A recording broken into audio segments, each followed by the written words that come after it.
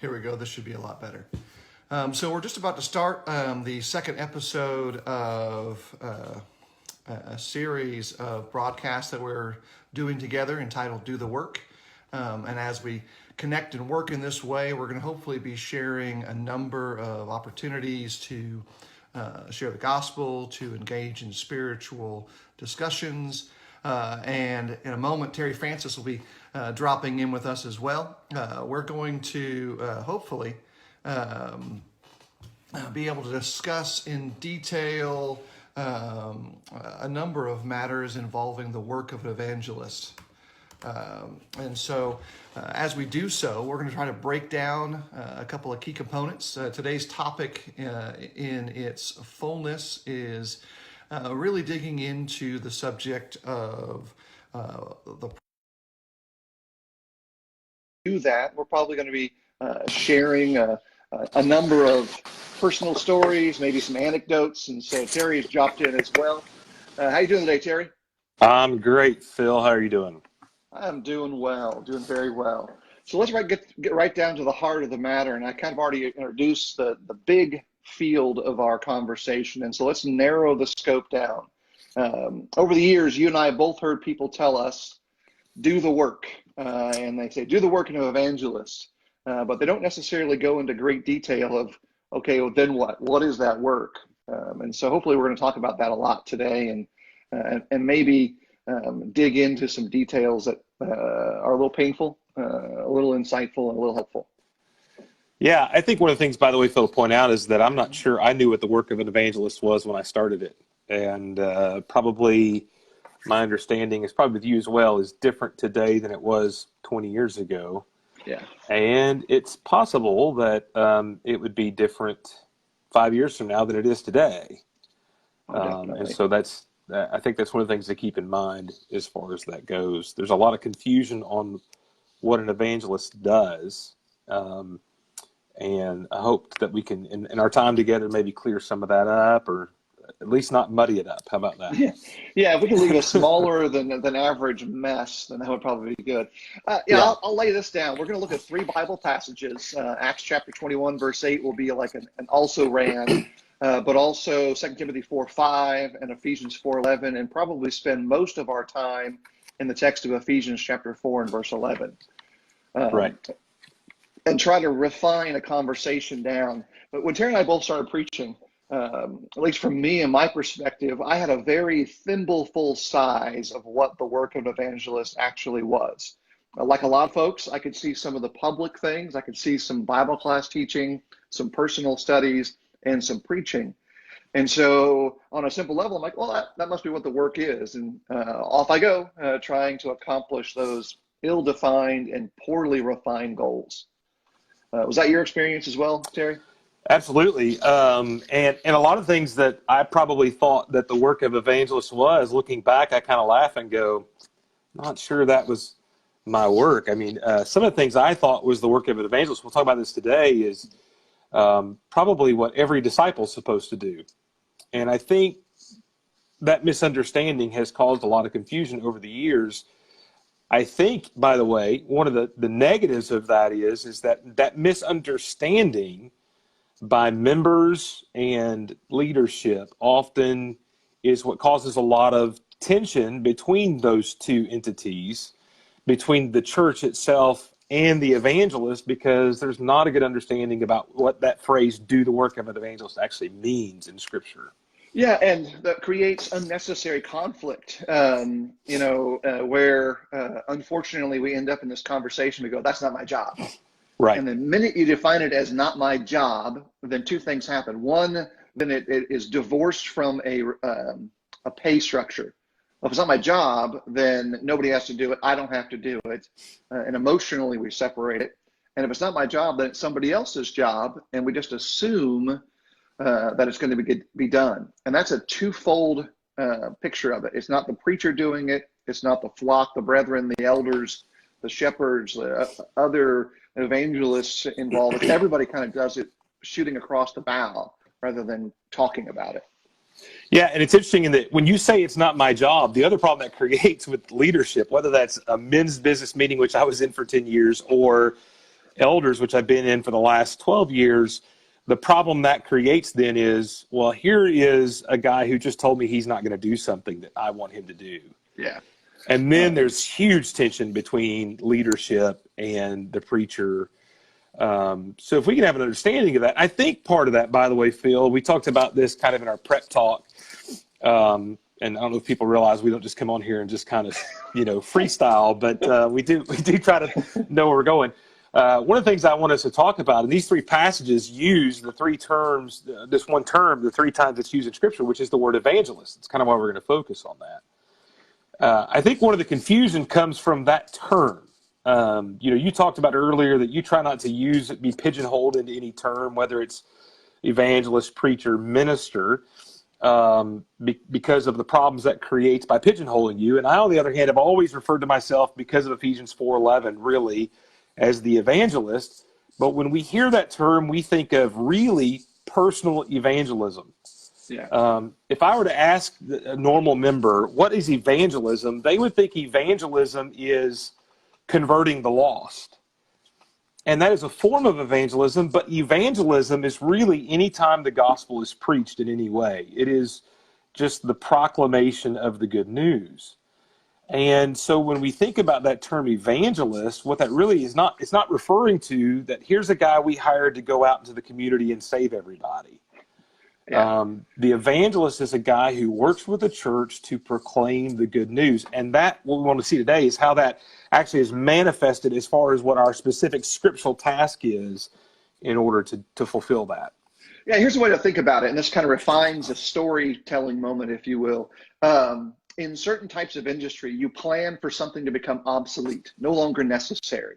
And planned obsolescence is part of the discussion of successful evangelism, successful preaching, successful teaching, that eventually the teacher isn't needed anymore.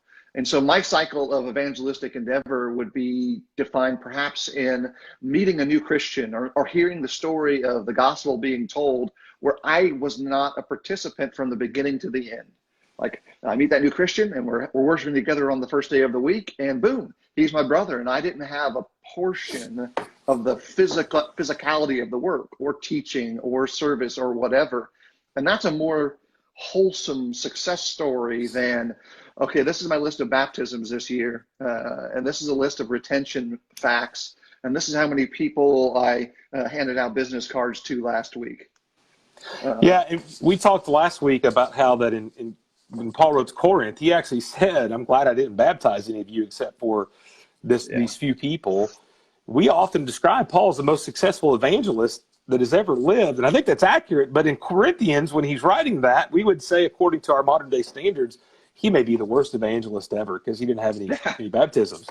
And I think what you just pointed to is successful evangelism for the evangelist, the one who's working in that role.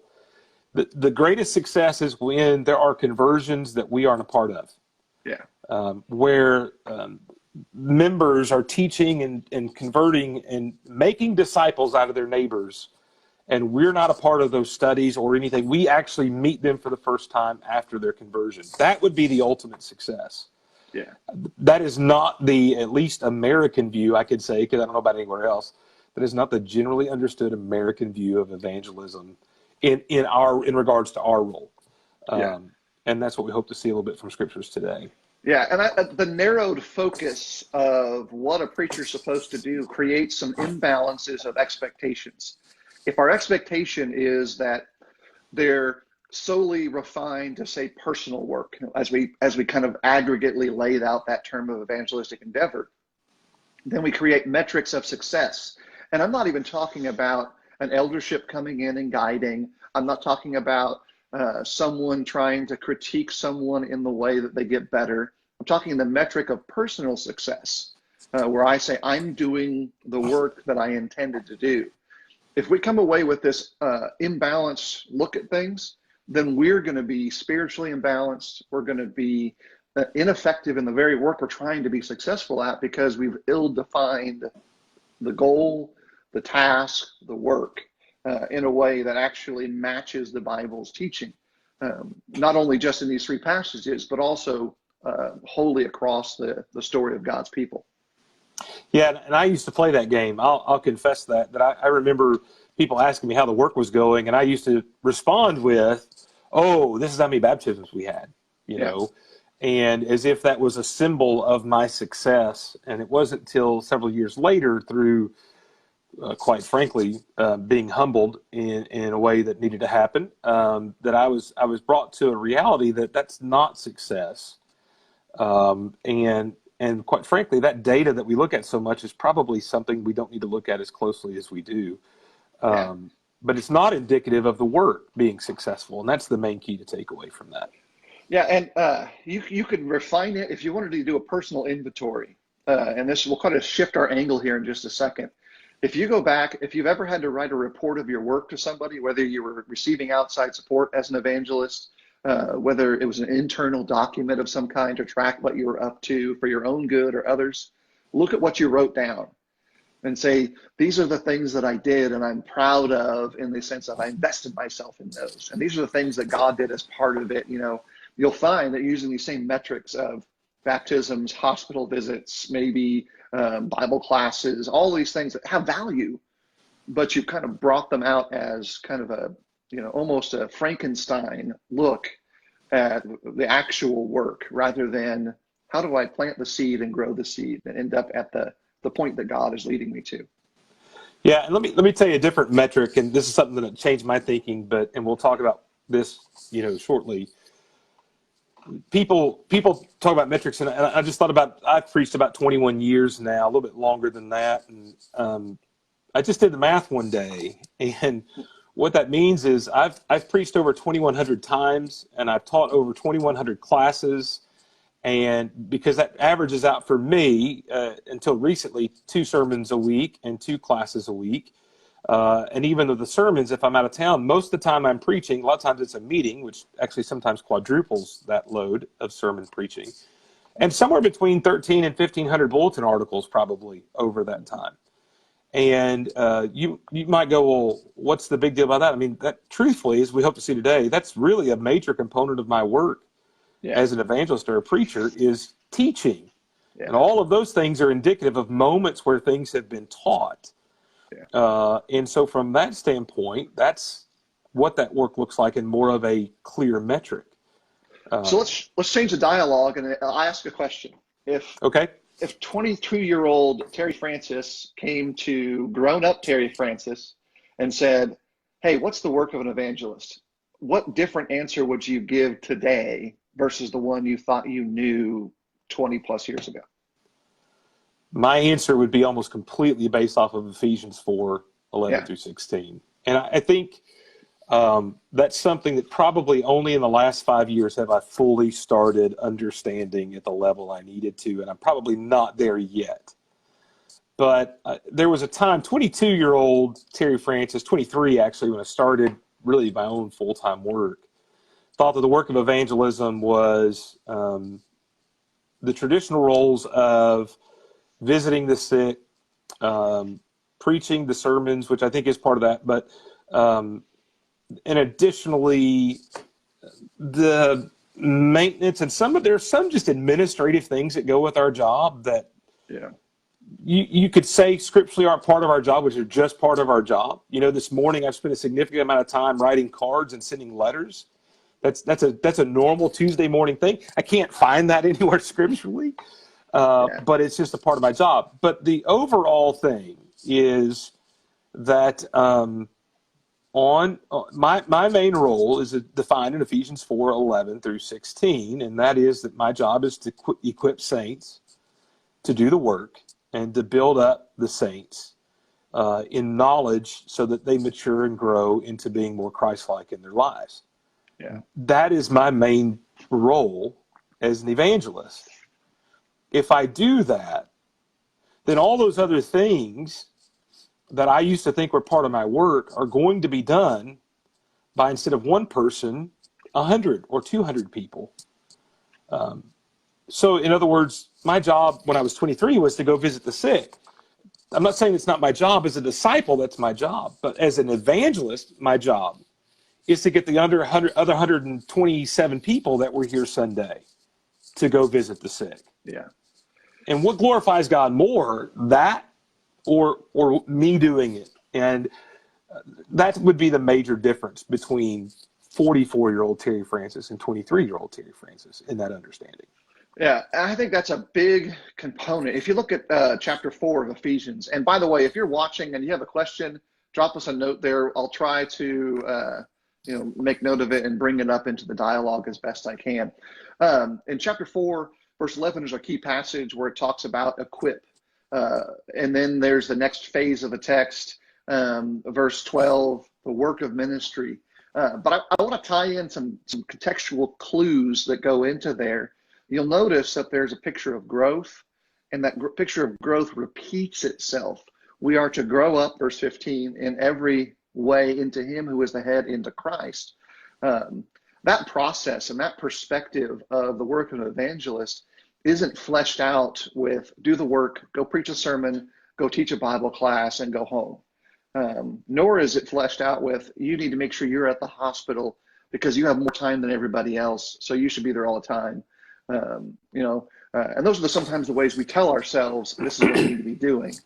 And Terry's absolutely on point with our goal in the work of an evangelist to be able to multiply our effectiveness, to leverage 120 hearts into service is always more powerful than his or mine by ourselves alone off on the edge.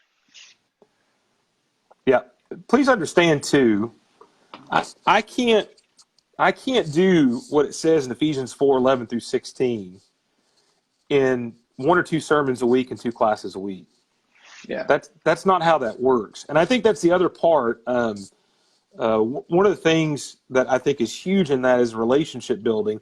One of the things I think is interesting is in verse 16, we emphasize, and I preached on this recently in Florida, that every joint has to do its part. And when you think about the members of the body, the joints are where the members come together. And to me, what verse 16 is talking about is the need for the relationships to work properly within the church. Well, I play a major role in that, according to that context. It's interesting that in verse 16, it says that the body comes together with those joints with which it has been equipped. My role is to equip all the parts so that they individually can work, but then to equip also the entire body so that it can work together. Yeah. And I will tell you that one of the things I've come to understanding of recently is I'm afraid sometimes in my traditional view of preaching that my role was to do all of those different roles, that not only have I not encouraged and equipped people to actually serve as disciples as I should, but more importantly, I have in turn been somewhat destructive to the body because I haven't equipped it to do what it should do in the way that God actually challenges me to as an evangelist. Yeah, and our ego gets in the way of that a lot of times. We'll tell ourselves to our own detriment, and I know I've done this. Terry can speak for himself. Well, if I don't do it, then it won't be up to a standard that I'm satisfied with, whether it's a Bible class, a sermon, a visit at somebody's home, any other of the secondarily noticed aspects of the public parts of worship or whatever. And then we get frustrated. We frustrate ourselves. Well, they did it and it wasn't any good. And we forget that our job isn't so much to do all the things the best that can be done. It's to help someone else do it the best that they can do. And to be satisfied with whatever gap between that and what God needs or God wants, it'll be filled in part by God's great mercy, but also by the rest of the body. That they're okay with that and everything's going to be all right. And it's going to be a powerful spiritual goal in the long run. Yeah, absolutely. I think we probably need to transition into what is really our job. And I'm going to say this probably the most succinct way I can, and then we'll talk about that. Overall, I call myself an evangelist based on Ephesians 4, but you call yourself normally a preacher, and probably preacher is the more common day term that's probably more adequate. But here's if somebody asks me, what's your job? My job as a preacher is to preach. Yeah. I mean, the first and foremost role I fulfill in the local church, and what you and I have been asked to do in that work, when we've made that agreement to work with the church, is to be the primary teacher in that congregation spiritually. Yeah. So if you ask me what my job is, and that's why I said earlier that the metric I would use is, hey, look, I preached over 2,100 sermons and 2,100 classes in my 21 years of preaching. You might go, well, is that really what it is? Yeah, that's my primary job. I mean, think about it for a moment. What if I showed up Sunday and at 10:30, actually about, I guess it's closer to about probably around 11:15 by the time I get up there. What if I got up at 11:15 and I said, hey, no sermon this week. I'm not ready, not going to do anything, but I visit a lot of folks, and I've had a couple of Bible classes this week that have gone really well, and I've spent a lot of time with young people trying to build them up. No sermon this week. Hey, you need to get your life right. We're going to sing an invitation song. First off, if I did it the right Sunday and we got to go home early and people got to see the football game, they'd probably be happy. But if I did that too much, I would probably be asked not to work with that church anymore. Yeah. Why? Because my primary role is to teach. Yeah. I think we understand that at the end of the day. If you were to go back to Ephesians 4, and I sometimes jokingly kind of expand and include servants or deacons into the context, and they say, things, well, what's your job? Well, apostles, they apostle. They're messengers. They do the apostle thing. Prophets, they prophesy. They do the prophet thing. Preachers, they preach. Evangelists, they evangelize. The same thing. Shepherds, shepherd. Elders, eld. Deacons, deek. Teachers, teach. Right. It's not really complicated. We overcomplicate it because we don't understand, like I mentioned a couple times earlier, the holistic nature of the relationship of Christians together. You will never achieve what God wants you to be as an evangelist, as a preacher, as a teacher, as a father, as a mother, as a disciple, without others in your life. It's just fundamentally impossible from the way that God designed whom you are. Yeah, I think in Ephesians 4:11, what really every role there is a teacher, and I think that's one of the things to learn from that. Yeah. Apostles, prophets, evangelists, and shepherds are all teachers. In fact, there's some that think that word "and teachers" probably should not be "and teachers," but rather is kind of a qualifying phrase saying that they are all teachers. I think there's some merit to that, but even if you include teachers, the idea is, hey, God gave teachers. If I was kind of dumb that passage down, God gave teachers to the church to equip the saints and to build up the body. Yeah. And so you get back to that idea, our role, and we're not going to get into elders today, but that's also part of the confusion sometimes when it comes to elders. What is elding, as you said, or what is shepherding shepherd? Well, what does that look like? Well, in Ephesians 4:11 through 16, it looks like teaching. Yeah. I mean, and that's why we're in a partnership, by the way, and that's a whole nother video later down the road. We are in a partnership in this more than in an employee-employer relationship because we come together as partners to teach the flock, to equip them, and to build them up. That's what we're doing together. Yeah, and you can almost just visualize this as we move down the path to understanding the practical side. These various roles serve as signposts to keep us on the narrow road. If you want to use kind of a really bad analogy, but one that God used really well, but they kind of do that. So you can break it down to what the work is. It's going to involve, Terry talked about the mundane aspects of the preacher where we're writing cards, we're sending out notes. I send out text messages, plenty every day. I interact with folks in the place where they are. If they're on Facebook, I'll go there. If they're on a messenger platform, I'll go there. If I can send them a letter, I'll go there. It's a mundane aspect of teaching. But what it does is it opens the door to what I want to do. I want to share the scriptures with them. I want to ask them, how do you read this? I want them to ask me, how do you read that? So that we can grow in the biggest context of a spiritual success. And so that's what we're trying to, again, refine and rethink. Your work really is preachers preach. And that's the primary point of it. Secondarily, God is going to give increase. And I think that's one of the things I want to emphasize. We didn't talk about this beforehand, but I want to throw it out there for a future component. Sure. God gives the increase as he desires. You may be, the very best, most eloquent speaker of your age with the insight that exceeds all and preach what is unarguably the best lesson ever told on that subject on that day.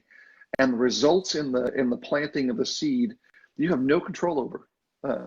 And in the increase, you have no control over.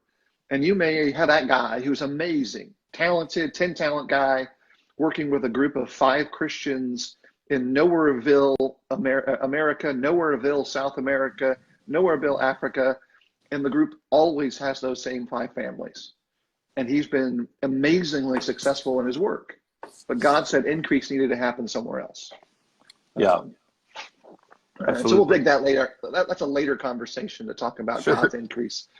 So one of the other things I wanted to highlight there in this work, and we've kind of danced around the subject, is to be cautious and careful when you kind of define my work, not my work, in the practical side of things. Going to the hospital, going to the nursing home, going to a funeral home. We sometimes say, well, preachers are there more often. Well, maybe we are. I'm not so sure that's actually the case. Or someone would say, preachers should be there more often. I'm not even sure that's even actually the case. But when we shift it and say, again, what are our goals?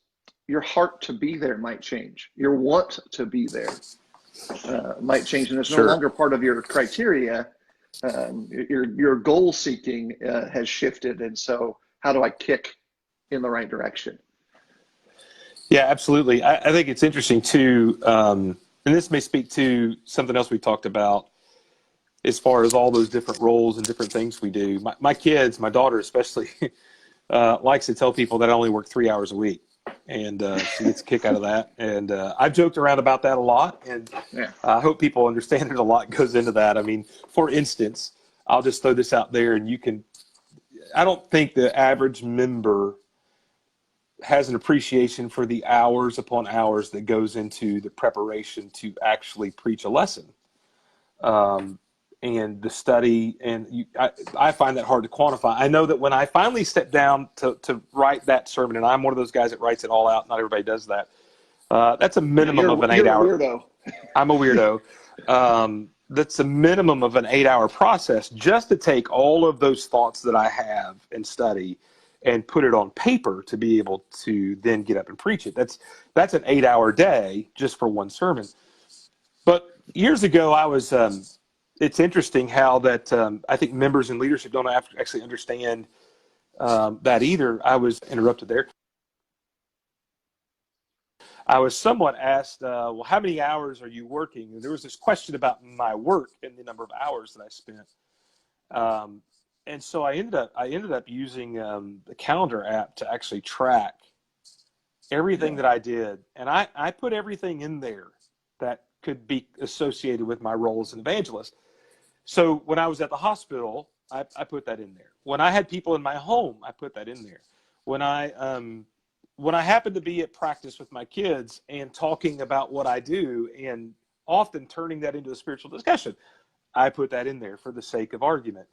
I tell you what happened is after providing that to the people who questioned me for about a month, they didn't want to see that anymore because that hours totaling of 65 to 70 to 75 hours a week, when you start adding all that up, they didn't want to look at that. Now, I'm not saying that all those things was or were my roles. I'm just trying to use that as an illustration to say, when you start defining that and putting me in a box and I open that way open, you start getting a more realistic picture. I mean, you and I have talked a lot. You're involved in a lot of things. I'm involved in a lot of things. I've been involved in schools. You've been involved in Cub Scouts, Boy Scouts, all of those things. Sports, I've coached over the years. I've umpired over the years. I think one of the things people understand is, unlike a lot of roles, we don't leave this role of preacher behind us when we go into those roles. Yeah. When you go to a Boy Scout camp out, you don't just leave the preacher box behind. You're in a position where you're trying to open up a door to teach in every opportunity you can at Boy Scouts, as I was in the schools and in coaching. I mean, we actually converted a couple of football players over the years.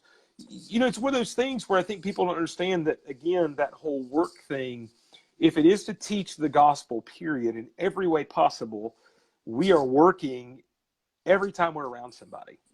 Yeah, I think that's a great thing. There are, and I'll get kind of pointed here with a couple of things real quick. For those who preach, there are some who have a hours on, hours off kind of perspective, and I'm off work now, and so I'm not going to, do these things or whatever. even more so, there are some, I think, who are a discredit to the work, that really do have this 3-hour-a-week mindset to the relationship of themselves to the work God is asking them to do. And what Terry and I are talking about is that the work of an evangelist is not a 40-hour-a-week thing, nor is an 80-hour-a-week thing, which, early on, I set a really rigid schedule for myself, talking about this is what I got to do each week. And I had a very structured, this is when I study, this is when I write, this is when I do my media work, and then I realized there's no way I could even function in the long run, because then I had kids, and then they fit in all the gaps. But a powerful thing to kind of capture in this idea of what the work is that, you're going to invest yourself deeply in understanding what to say. You want to struggle in life? Make a good sermon outline and then hope to live up to the preaching of it. And I'm not even talking about the hypocrisy of not living that life, actually presenting it like you thought you were going to in your head. When I first started preaching, it was about a 20-hour process for a sermon. Now it's probably about an 8-hour process for a healthy, hearty sermon. When we have Bible classes and, individual conversations and all that time invested, if I don't study and actually eat spiritual food, then I can't bring forth a better meal than the last one I did. And preachers are always trying to get better, in that context. And so preaching the word, getting out there and teaching is going to really be a broad, strong, large process in that sense, where it's going to come out when we go out on a camp out. And I have one more comment. Our kids are kind of a sounding board in some of this. Ask, for those of you who preach, who have boys in particular, ask them how often they've been asked to lead prayer before they even knew what was going on, because they were a preacher's kid. If it trickles down there, then I guarantee you'll recognize very quickly that preachers are perceived pretty much all the time as being a separate critter than anyone else around them. And that affects that work, and it's part of your work. And the earlier you accept that, the more effective you're going to be. Yeah, absolutely. And, I think one of the things in there and all that is, and we had a comment by Michael Pickford that talked about Paul's letters to Timothy, that he feels like the preacher's job is to ponder the word, preach the word, practice the word, be an example to believers, but Christians should be careful not to excuse themselves from visiting the sick, thinking it's the preacher's job exclusively. Preachers show an example when they visit the sick, and examples be followed, so that implies all Christians do those things. If a preacher has more time to do those things than other Christians, that he's slacking on the ponder the word aspect of their responsibilities. And I totally think that's great. And let me say this to Michael. We talked about that earlier, that our goal is to equip saints to do the work, not just us do the work for them. And so if you're just joining us, to kind of go back when we're done and listen to part of that.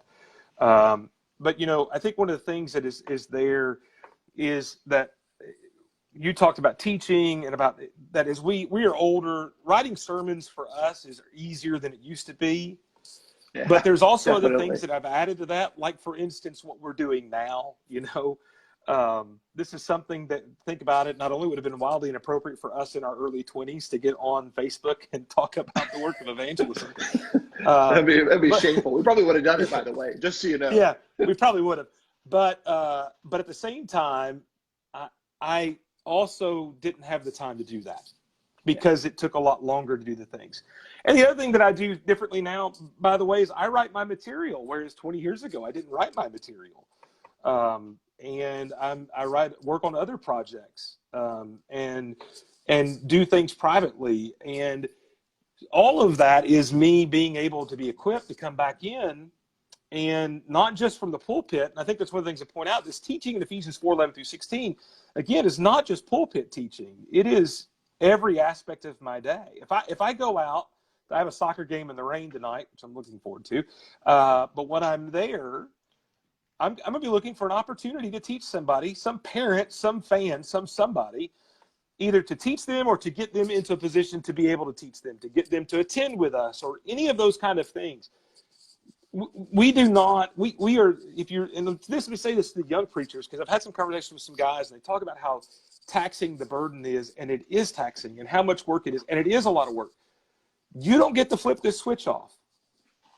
You don't get to turn off your job. my wife teaches, and she doesn't turn it off as much as probably she should. But you don't get to, teachers sometimes take this, I'm going to work to the clock mentality. I'm not going to do anything else. I don't get to work to the clock. Yeah. That's not how that works. And I think that's one of the things to kind of keep in mind on that. And Michael, one of the things I want to bring out is he brought up the example portion of that, which is a tremendous part. My job's not just to study and to preach, but then to live it in the best way possible. It's kind of hard to do. Yeah, Chris Emerson dropped a couple of great comments, one great question, and that's the way in which you can probably try to lead folks to see through the process to the result. I'm kind of rephrasing his question here in a way that will be quick for me to kind of explain my approach to it. I think a lot of times when we're figuring out how do I help someone see what I'm doing, to value the work that I'm doing, we want to open up the process to them and kind of show them that there's no magic involved. And there's time for that. I think there is great time for kind of inviting someone along and say, spend a week with me, do what I do for a week. But not everyone can do that. Right. And so part of the process for me has been, look, if I work and learn and grow, and then the fruit is shown in quality sermons, not always delivered to the standards that I set, but their quality in content, quality in insight, quality in value. And then one thing that I strive to be excellent in, which is in Bible classes, that I'm really doing my best to bring a great Bible class, because I do that 3 times every week minimum, and the way our current services are structured, that they should see that the class that I taught 2 years ago is supplanted by the class I teach this year. Yes. And so I don't always open up the process, because someone may not look at it and say, oh, you're just not telling me the truth there. Really, you're going to Mark Copeland's website, aren't you? And downloading an executable outline and just talking to us about it. Like, no, Mark does great work. And I love Mark. I love his family. But I cannot use one of his outlines because I don't think the same way that he does if I was just going to go teach. I can profit from it, but I have to read it first, understand it second, and then rewrite it the third time if I ever want to make any value of it. I think that's part of what my approach to that process has been. Yeah, let me say that for me, I mean, I it talks about the number of sermons preached, and there's a lot of repeats in there. Yeah. But, what's funny about that is my wife's been frustrated in the past that I don't just pull up my old outline. I write it out word for word. I know what I said, but she's like, well, if you're doing an old sermon, then you don't have to work this week. No, because what I do is the same thing that you just said with somebody else's outline is I read through it, I study it, I rewrite my outlines every time. Because if I preach something 3 years ago, I'm going to say it differently now than I did 3 years ago. That's part of the process. And I try to include people, especially the Bible class process, by the way. When I'm out of town, I have to get somebody to cover my class. Yeah. That is eye-opening for some members sometimes. And I will normally give them notes to help them teach my material, but it's still eye-opening for them to kind of an overwhelming, wow, I didn't know this much work went in to be able to do this. Yeah. And so I try to involve people in that process as much as possible to help them see those kind of things. And one of the things he talked about in his question is the learning and meditation that goes into this. The reading and the listening to podcasts and the listening to other guys and the reading of blogs and articles and all the stuff we do that seems like unnecessary to some folks and mundane is the only way we grow as evangelists. That takes a lot of time as well, by the way. Yeah, so we're getting close to our time constraint here. We've actually set one because we both have other stuff we have to do. Sure. I'm going to drop 2 little bombs, if you will, for us to kind of walk away with. One of them is a suggestion, particularly to those who are in the leading capacity in their congregations. If you want your preachers to do the work better, begin to invest in them as they learn to do the work. And what I mean by that is not just giving them a week off to go to the Florida College lectures. That's awesome. If that's what you want to do, that's helpful. Not just saying, okay, you can have a week off to go, to a lectureship somewhere else or go do something like that. Invest in them personally and individually. Preachers need mentorship just as much as anybody else. And so invest in them beyond the economics. Yeah, pay for them to go do those things or to go to a class somewhere or to spend a week with a seasoned evangelist. but put some personal investment into whom they are. Let them learn from the traits that built your family to its success. And so that's the first one. Before you move on from that, let me give you a practical thing. So often, especially with leadership to preachers, it is normally the communication is negative and it is what is not going correctly. Right. And one of the ways you can invest in us is if something's not going correctly, let's just say you don't think we're visiting enough. Then instead of just telling us we're not visiting enough, take us visiting. Yeah. Go with us and shepherd us in the areas you want us to grow. And I think that's the practical application of what Phil's saying by invest yourself. Don't make this just here's what you're doing wrong and here's an evaluation, you failed, fix it. But instead it is, here's what I want you to do. Let's go do that together. Let's work on this together. Yeah. And then here's my second thing. Learn to reach out of your comfort zone if you're wanting to get better at preaching the word. And by that, I mean, there are some brethren who are amazingly talented, and I'm talented in let's say languages.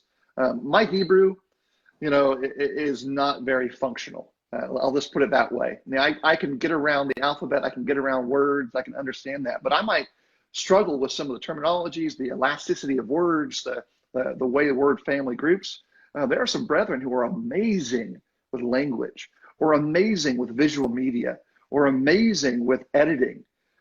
Like if someone's a good writer, and I ask them who other good writers are, and they give me a list of 3 good writers, and I know that they're good, I want to learn from those 3 good writers because, man, they may bring something to the table that's so far out of my ability range that I need that.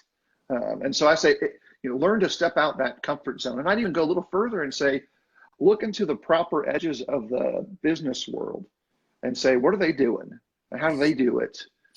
Why did they do that? And ask the why questions. Don't just copy it. Why did they choose this media, this medium, this method, this idea? And then double back down and say, how can I apply it to my preaching of the word? So that's an individual thing that you can just do. You don't need to have a structured relationship to go ask. Absolutely. Yeah, good points. I just want to lead us with, for the preachers out there, to remember what Paul told Timothy in 2 Timothy 4. We didn't get to that passage, but it says, do the work of the evangelist. It begins, though, with preach the word in season and out of season. And if you're listening and you're a younger guy or an older guy and you're maybe frustrated or not, maybe you're in the best work ever, but just want to leave you with, when the question is, what is your work and what is your role? First and foremost, preach the word of God every day and in every way that you can. And even if other people don't understand that you're doing that to the best of your ability, and even if other people are making that difficult, that would be out of season. But Paul said, preach the word in season and out of season. When it's convenient, when it's not. Guys, your work is to preach the word. Go preach the word today. And if you do that, you're successful at the work. That's what your work is. When you share the gospel, whether people change or not, as long as you teach the parable of the sower, the seed being sown was the success, not just the seed that fell on the soil that accepted it. Go preach the word, and that's really what we want you to think about. Yeah, we're gonna close out here just because we set that time constraint as well. But if you've got extra questions, comments, things that you would like for us to include in our future dialogues, let us know. Send us messages, give us a call. We'll block off some time to talk to you to kind of get a grasp of it. I want to also indicate that as time goes forward, we're going to bring some more talking heads onto the screen to try to dig into areas that maybe Terry and I aren't the subject matter experts that we would like to be. And so we're going to reach out to others who have successes in other boxes of the relationship of Christians together. Terry, I started us, so you're going to close us. Got anything last to drop out? No, I just want to thank everybody for watching. We've had good people and great comments and participation. And, I think we laid out last week that our intent is to do this on a weekly basis. There may be other things we post on the Do the Work page. So keep in mind of that. But just keep an eye out and join us and send your questions. We hope this is profitable for you guys. I know it's profitable for me to have this time with Phil, and we've done a lot of these kind of conversations privately. I think one of the things that we're hoping to do is to kind of let people see even how preachers strengthen preachers, and that often happens behind closed doors, and that's a great part of this work as well. All right, everyone. Have a great day. Bye. Thanks.